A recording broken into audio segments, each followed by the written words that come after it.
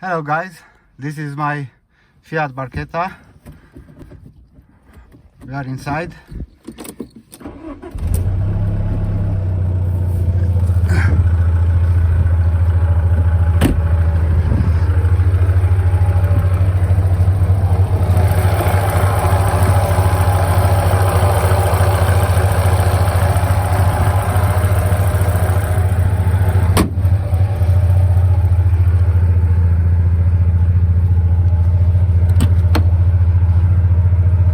Interior,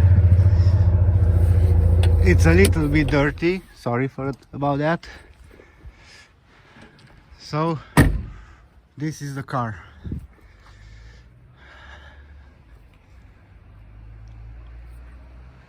Technically very okay, engine runs okay, gearbox very okay. The floors are brand new, so no more rust.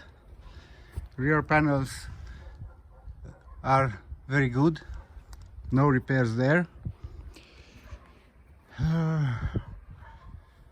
The badges are missing, but they are free with the car. It sits on 17 steel Abarth wheels. The previous owner has some weird ideas about the headlights. They are remade with some red inside.